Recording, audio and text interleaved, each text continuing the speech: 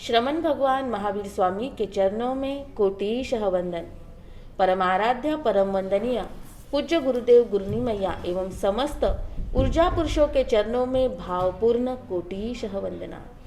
धर्म जिज्ञासु भाइयों, सुशीलवती माताओं एवं बहनों, श्रीमद् उत्तराध्ययन सूत्र के माध्यम से प्रतिदिन आप एक एक कहानियों को श्रवण कर रहे हैं। उत्तराध्ययन सूत्र के 8वां अध्ययन कपिल ब्राह्मण का। कौशंबी नाम के नगरी में जीतशत्रु नाम के राजा राज्य करते थे और उनके राज दरबार में काश्यप गोत्रीय ब्राह्मण जो 14 विद्याओं का ज्ञाता था, विद्वत, पंडित, कुशल था और राजा को वह अति प्रिय था क्योंकि उसमें वह ज्ञान और वह विशेषता थी। तो राजा ने एक बार उनके जन्मदिन पर अपने प्रिय ब्राह्मण को, विप्र को भेंट स्वरूप में घर से जब राज दरबार में आएगा तो पालकी में बैठकर ठाट बाट के साथ, जयकारों के साथ, बाजे गाजे के साथ राज दरबार में आए, इस तरह की व्यवस्था की। उस काश्यप गोत्रीय ब्राह्मण का इकलौता पुत्र था कपिल। जब कपिल की उम्र हुई पढ़ाई लिखाई की, तब उस समय काश्यप गोत्रीय ब्राह्मण ने कहा अपने पत्नी से कि अब इसे वेदों का, पुराणों का अभ्यास करवाना चाहिए। पत्नी कहती है अभी तो बहुत छोटा है बच्चा, अभी इसे खेलने कूदने के दिन है, अभी इसको पढ़ाई नहीं कराए तो भी कुछ हरकत नहीं है। बार बार पंडित जी कहते कि अपने बच्चे को पढ़ाने दो, उसे पंडित की यानी ब्राह्मण का सम्मान ज्ञान से होता है, ब्राह्मण की कीमत ज्ञान से ही है। और यह कपिल अगर कुछ पढ़ेगा लिखेगा नहीं तो कैसे होगा। पर माता के मोह ने कपिल को इसी तरह रहने दिया। एक दिन अचानक उस विप्र की मृत्यु हो गई। अब राजा ने सोचा कि कपिल को कोई भी प्रकार का ज्ञान नहीं है, इसलिए राजा ने उसके जगह पर अन्य ब्राह्मण को अपने राज दरबार में रख लिया। एक दिन कपिल की माँ झरोके में खड़ी थी और एक अन्य ब्राह्मण को पालकी में बैठकर ठाट बाट के साथ, जयकारे के साथ राजसभा में जाते हुए देखा। तब इसकी आंखें भर के आ गई, आंखों से आंसू झरने लगे। कपिल खेलते खेलते आकर देखता है कि माता क्यों रो रही है। तो माँ से पूछता है, माँ आपके रोने का कारण क्या है? मेरे होते हुए आपके आंखों में आंसू, क्या बात है? तब कपिल की माँ अपने पुत्र के सामने सारी सत्य हकीकत, सत्य परिस्थिति रख देती है कि बेटा, अगर उस समय मैं तुम्हें पढ़ने लिखने देती तो आज इस पालकी में तुम्हारे पिता के जगह पर तुम होते, अन्य कोई नहीं होता। पर मुझे पछतावा हो रहा है कि तुमने कुछ भी अध्ययन नहीं किया। कपिल कहता है, माँ आप बिल्कुल भी फिक्र मत करो, मैं अच्छे से अच्छे ब्राह्मण के पास में जल्दी से जल्दी पूरा ज्ञान प्राप्त कर लूँगा। माँ कहती, देखो इस कौशंबी में तो ब्राह्मण है, लेकिन वो तुमसे ईर्ष्या करेंगे, तुम्हें ज्ञान पूरा नहीं देंगे, इसलिए तुम श्रावस्ती नगरी में जाओ और उस श्रावस्ती नगरी में तुम्हारे पिता के मित्र है, वहां पर तुम्हारे अध्ययन की सारी व्यवस्था हो जाएंगी। कपिल अपने पिता के मित्र के यहाँ पर पहुंचा और पूरा परिचय जब दिया तब वह बहुत खुश हुए और उन्होंने कपिल को अध्ययन कराया। और कपिल की भोजन आदि की व्यवस्था सेठ शालीभद्र के यहाँ पर की गई और शालीभद्र ने उस कपिल के सेवा में एक दासी रख दी जो समय समय पर उसका ध्यान रखती थी। अब बार बार आना और संपर्क बढ़ता गया। जैसे ही संपर्क बढ़ता गया, एक दूसरे के साथ में बातें होती गई, तो दोनों में, उस दासी में और कपिल में प्रेम हो गया। आया था अध्ययन करने के लिए, पर दासी में और कपिल दोनों के बीच प्रेम का वार्तालाप शुरू हो गया। एक समय दासी कपिल से कहती है कि देखो, कल चलकर हमारी शादी हो जाएगी और शादी होने के बाद में जब हम संसार बसाएंगे तो संसार के लिए सारी चीज़ों की आवश्यकता है, घर चाहिए, पैसे चाहिए, बर्तन चाहिए, सब कुछ चाहिए। और आप तो कुछ भी कमाते नहीं और मैं भी निर्धन हूँ, तो हमारा जीवन किस तरह से चलेगा? कपिल चिंता में पड़ गया। दासी कहती, तुम चिंता मत करो, इस श्रावस्ती नगरी के जो राजा है, वह राजा प्रतिदिन जो सुबह सबसे पहले दर्शन के लिए जाता है उसे 2 मासा सोना भेंट स्वरूप में दे देता है। तो आप ऐसा करो, उस राजा के पास में जाओ और राजा से भेंट स्वरूप में 2 मासा सोना लेके आओ, ताकि उस 2 मासा सोने से हम व्यापार की शुरुआत करेंगे और फिर आगे हमारा अच्छा हो जाएगा। कपिल ने बात सुनी और वह सुबह राजा के दरबार में पहुंचा।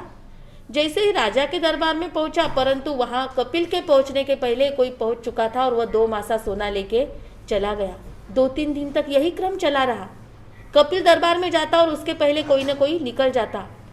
उसकी प्रेमिका कहती, फ्री फुकट में मिल रहा है, उसकी तुम्हें कोई कीमत नहीं है। तुम जो फ्री में मिल रहा है उसको भी लाकर नहीं दे सकते तो तुम कमा के क्या दोगे। पत्नी के शब्द यानी प्रेमिका के शब्द लग गए और वह आधी रात में घर से निकला। रास्ते से दौड़ रहा था। अब आधी रात में रास्ते में चोर के अलावा कोई नहीं दौड़ता है। सैनिकों ने कपिल को चोर समझा और कारागृह में बंद कर दिया। सुबह राजसभा में राजा के सामने लाया गया और राजा ने पूछा, भाई दिख रहे तो तुम अच्छे हो, लेकिन ऐसा क्या कारण पड़ा तुम्हें चोरी करने का। तब कपिल ने स्पष्ट शब्दों में राजा के सामने सारी हकीकत सामने प्रस्तुत कर दी। राजा बड़े खुश हुए कपिल के स्पष्टवादिता से और राजा ने कपिल से कहा कि तुम्हें जो मांगना है वो मांगो, मैं तुम्हें देने के लिए तैयार हूँ। कपिल सोचता है, 2 मासा सोना लेने के लिए आया था और अब मैं राजा से क्या मांगू। क्यों ना हो 50-60 तोला सोना मांग लेता हूँ। तब दूसरा लोभी मन कहता है, अरे 50-60 तोला सोना कब तक पूरेगा, कब तक, कभी ना कभी तो वो खत्म हो जाएगा, तो क्या मांगू। जब कपिल के चेहरे के भाव रेखाओं को राजा ने पढ़ा तब उस समय राजा कहते, कपिल ऐसे करो, तुम सामने मेरा बगीचा है वहां पर जाकर बैठो और आराम से सोचो कि तुम्हें क्या चाहिए। कपिल बगीचे में गया और वृक्ष के नीचे बैठकर सोचता है कि मैं राजा से क्या लूं। एक तरफ लोभी मन, एक तरफ कपिल का मन। कपिल सोचता है 7-8 गांव की जागीरदारी मांग लेता हूँ ताकि मैं जागीरदार बन जाऊंगा, मुझे कोई बात की चिंता नहीं रहेगी।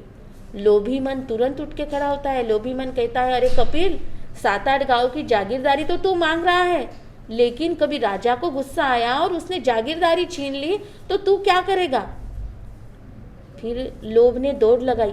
जैसे आकाश में पंछी दौड़ता है तो उसे लगता है पूरा आकाश मेरा है और पूरे आकाश में उड़ूंगा। इसी तरह लोभ होता है। जैसे जैसे इच्छाएं बढ़ती है वैसे वैसे लोभ भी बढ़ता जाता है। जहाँ लाहो तहाँ लो, ला लोहो पवढ़ई। 2 मास सक्कयम कज्जम कोड़ी ये भी न निठियम।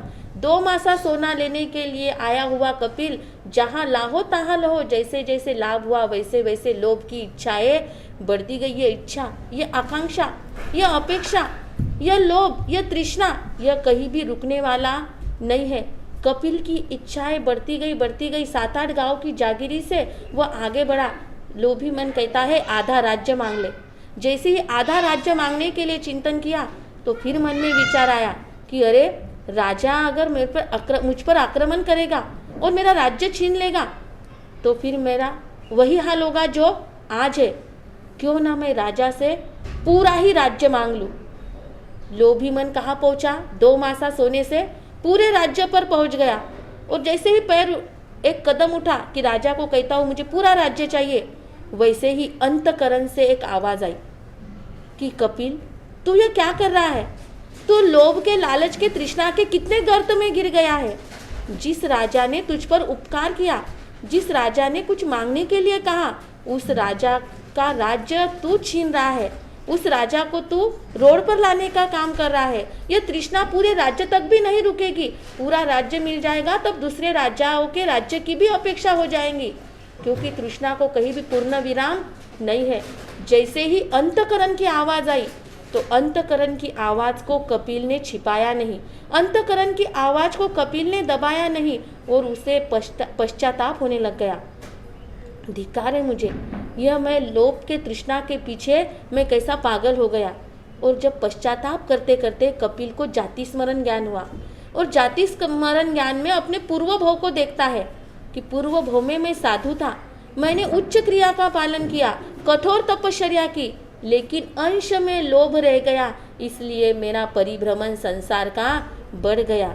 और इस भव में भी अगर लोभ के पीछे मैं चला जाऊंगा तो मेरा संसार परिभ्रमण फिर बढ़ता रहेगा, क्योंकि इस लोभ के पीछे किसका भला हुआ है, जो मेरा होने वाला है।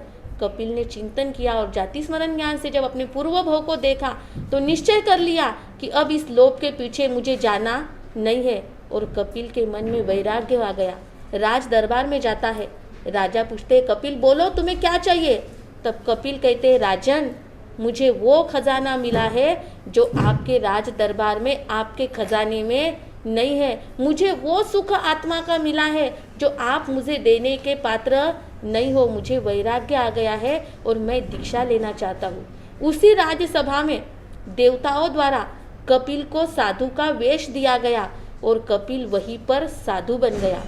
और साधु बनकर वही श्रावस्ती और राजगृह नगर के बीच एक 18 योजन का बहुत बड़ा जंगल था। उस जंगल में संयम लेकर साधना करने के लिए निकल गया। और उस जंगल में 500 चोरों ने जब कपिल को देखा तो कपिल के हाथ में झोली थी, तो कहा तुम्हारे झोली में क्या है, हमें दीजिए। तब कपिल ने कहा, साधु हूँ, मेरे पास में कुछ भी नहीं है।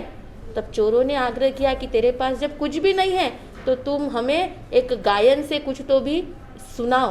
तब कपिल ने उत्तराध्ययन सूत्र का 8वां अध्ययन जो है वह गायन के रूप में उन चोरों के सामने रखा। सारे लोभ और तृष्णा की भूमिका उन चोरों के सामने रखी। तब 500 चोरों के मन में भी वैराग्य आ गया और वह 500 चोर कपिल के पास में दीक्षित हो गए। इस तरह से कपिल मुनि ने साधना करके, लोभ को दूर करके, तृष्णा को दूर करके जब अपने मन में संतोष की भावना लाई, अपने मन में तृप्ति के भाव लाए, तब उस समय 6 माह के भीतर कपिल मुनि को केवल ज्ञान और केवल दर्शन की प्राप्ति हो गई। और वह कपिल मुनि अपने मोक्ष के सुकावह मार्ग को उन्होंने प्राप्त कर लिया। तो इस कहानी का यही बोध हमारे लिए है कि हम तृष्णा के पीछे पागल ना बने, लोभ के पीछे हम ना जाए। हम जितना लोभ करेंगे उतनी हमारी इच्छाएं, जितनी इच्छाएं बढ़ती रहेंगी उतना लोभ भी बढ़ता रहेगा। तो जितना हमारे पास में है उतने में हम समाधान रखते हैं, जितना हमारे पास में है उतनी मर्यादा में हम रहेंगे तो हमारा जीवन आनंद से रहेगा। हम आराम से सो पाएंगे, आराम से जग पाएंगे और आराम से जिंदगी को आनंद से जिएंगे। तो हमारे जीवन में आनंद की प्राप्ति करना है तो हमें तृष्णा को छोड़कर हमारे जीवन में समाधान को पाना है। जय महावीर, जय